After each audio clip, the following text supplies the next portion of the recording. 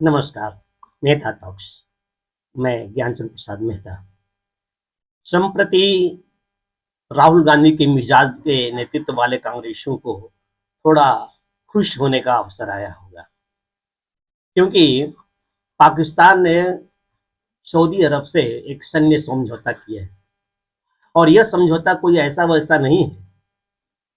यह समझौता इस तरह से है कि इन दोनों देशों के विरुद्ध यदि कोई तीसरा देश आक्रमण करता है तो वो दोनों देश पर आक्रमण माना जाएगा और उनके वे जम करके विरोध करेंगे।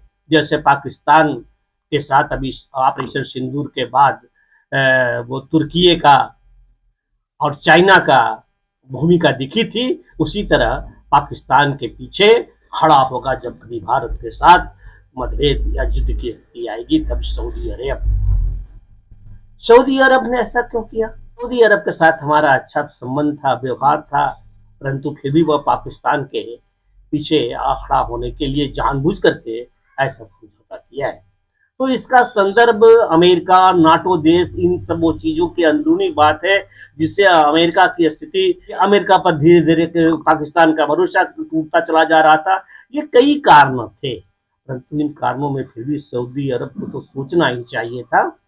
वैसे भारत ने सऊदी अरब से कहा है कि भारत की संवेदनशीलता, भारत की भावनाओं पर आप ध्यान रखेंगे इस समझौते में। लेकिन बात समझ में यह कैसे आएगी? क्या सऊदी अरब समझ नहीं रहा है? सऊदी अरब भारत की स्थिति को समझे बगैर पाकिस्तान से समझौता किया है, इतना तो वो जान ही रहा है। इसलिए यदि तुर्की, चीन ने पाकिस्तान को मदद किया, अब तीसरा सऊदी अरब भी खड़ा हुआ है पाकिस्तान के पीछे, तो शायद पाकिस्तान यह सोचता है कि जिस प्रकार से कांग्रेस के राज में जब ये 2014 के पूर्व जैसे तैसे आतंकी हमले भारत में किया करते थे, छेड़छाड़, किसी सैनिक का सिर काट करके फुटबॉल खेलना और क्या क्या नहीं, तो शायद उन सब चीजों की छूट करने के लिए 2014 के बाद उनको नहीं मिल रहा है। वो जैसे ही कुछ करते हैं वैसी तुरंत की तुरंत ठुकाई हो जाती है।